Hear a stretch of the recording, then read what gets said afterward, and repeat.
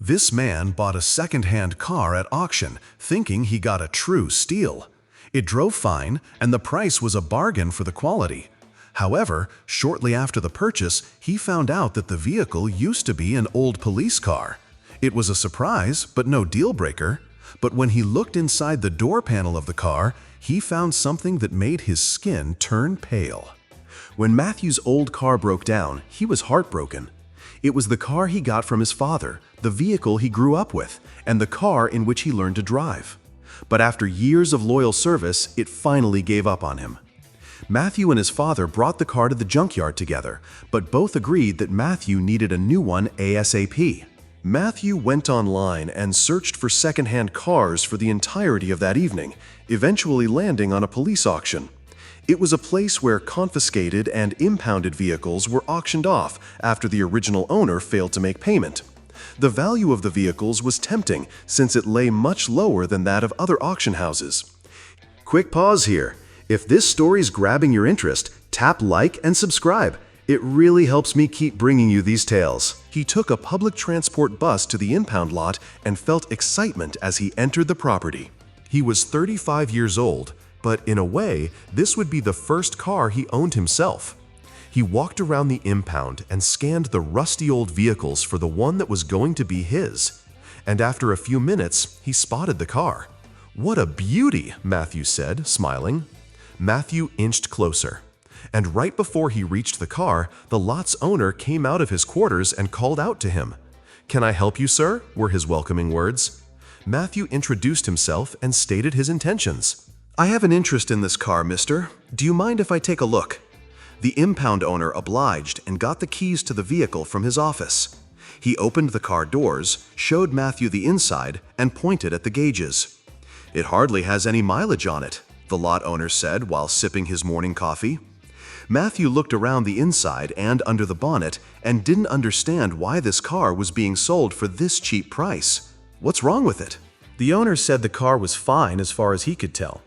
He explained that he wasn't the official owner of any vehicle on his lot.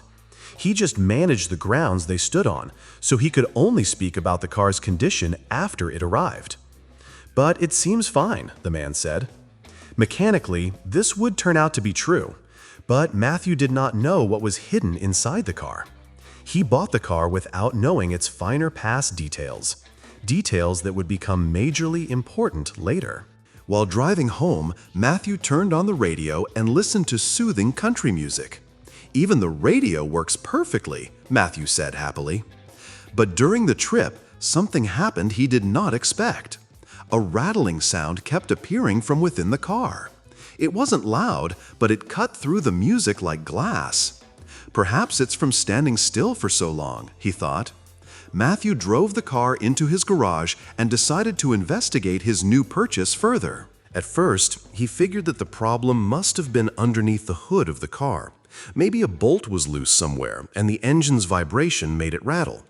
But after popping the hood and conducting a quick inspection, Matthew found nothing out of the ordinary.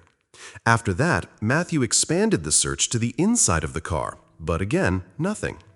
Finally, Matthew studied the paint job of his second-hand sedan. The coat of paint on the car seemed fine at first. Some scratches here and there, but nothing worrying. But when the young man looked closer, he suddenly noticed something odd. Next to the split, where the driver's door met the back passenger door, a tiny bit of paint had come off. It wasn't much, and it wasn't something that Matthew would complain about. The car was cheap after all. But when the young man crouched down and looked a bit closer, Matthew saw something peculiar. There was another paint job underneath the top coat. The paint job intrigued him, so he walked to his workbench and got a paint scraper. What he did next might hurt some car enthusiasts, but Matthew wanted to paint his car a different color anyway. Matthew sat the scraper against the side panel and carefully scratched it. The scraper made an awful sound as it made its way through the top layer, but eventually it revealed a golden letter P underneath. Matthew took a step back because he immediately realized what this car actually was. "This is not just a normal sedan. This is a police vehicle," Matthew said with a clear sound of shock in his voice. The fact that he just bought a police car sends a rush of adrenaline through Matthew's body. Not many people could say the same thing about their first car. After the initial adrenaline of Matthew's discovery died down a bit, he opened the door seat and took a seat inside, but his smile faded once he closed the car door. When he did, the rattling sound immediately appeared again. Matthew realized that the annoying sound was coming from within the door panel. Matthew was curious, but didn't want to take the entire car apart to find out, so he called the local police department for answers. But when the officer answered, the call quickly took a serious turn. Matthew explained the refinished paint and mentioned the police emblem hidden underneath. He brought up the rattling sound from the door panel, but the officer cut him off mid-story. The officer sounded puzzled. "Repainted?" he asked. He acknowledged that some police cars were sent to the lot for demolition, but repainting and reselling them, that wasn't standard practice. Doing so would risk putting official police vehicles into civilian hands, a major problem.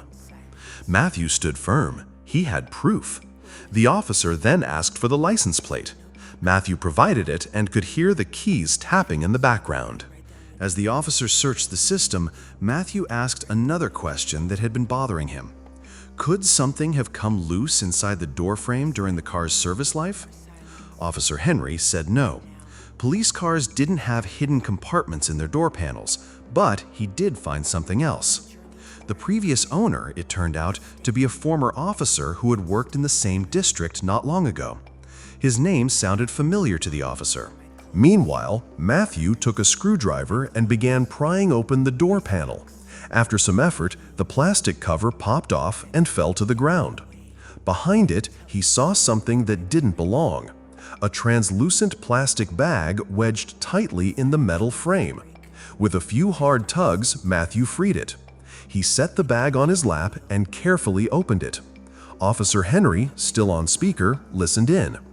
Matthew's expression changed immediately when he saw what was inside. A gun, a tape recorder, and Polaroid photos depicting a horrifying scene. The officer asked what was going on. Matthew described the contents of the bag, still shaken. "There is blood on these pictures, so much blood," he shouted into the phone. "Calm down, sir," the officer said, wincing at the volume. "Is the blood in the pictures or on them?" Matthew answered, "Both." That's when things took a dark turn.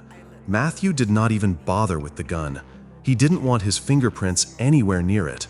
The tape recorder, however, he dared to handle again. Using the bag as a barrier, Matthew pressed play.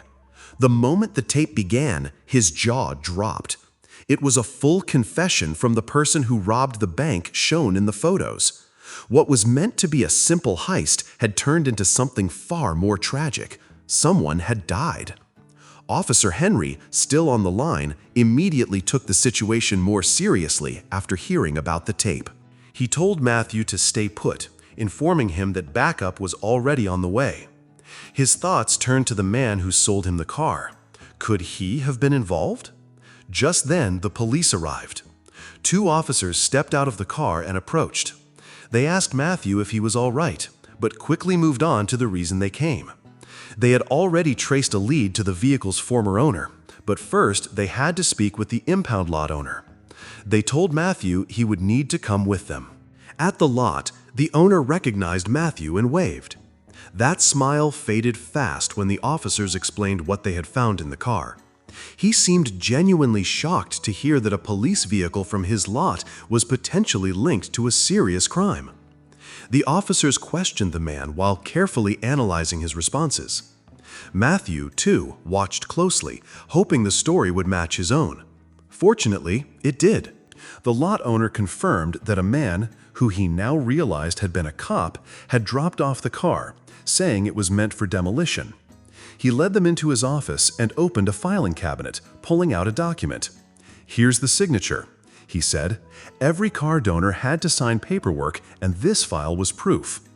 The officers immediately recognized the name. "This is the missing link," one said. "We've got him." They explained the situation to both men.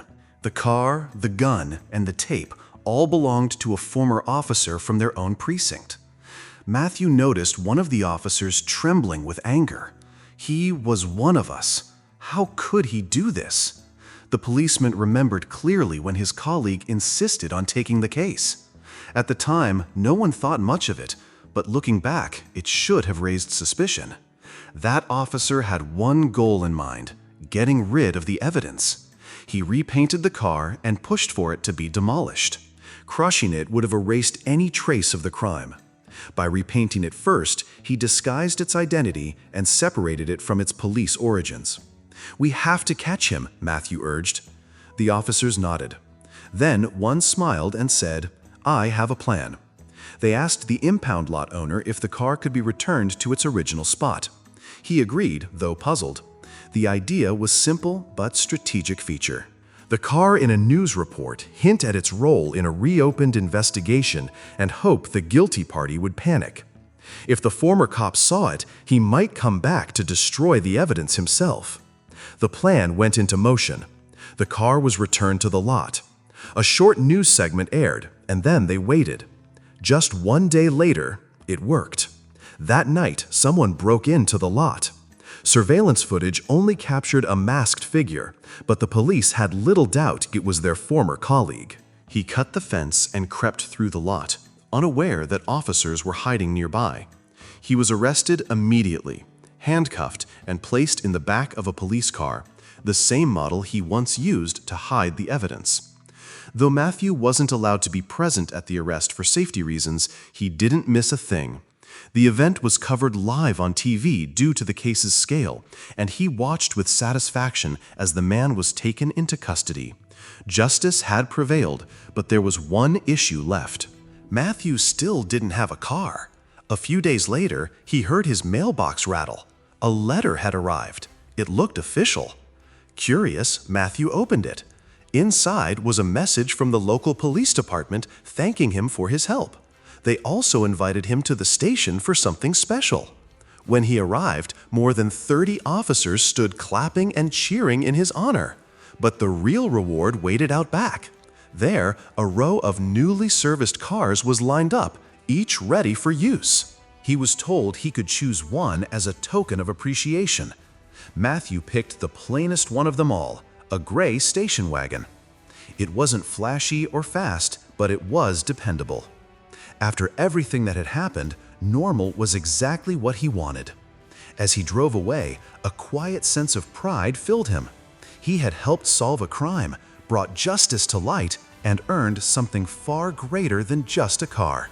"What an adventure," he whispered, smiling to himself. Thank you for treading this trail of tales till we travel together again on another adventure.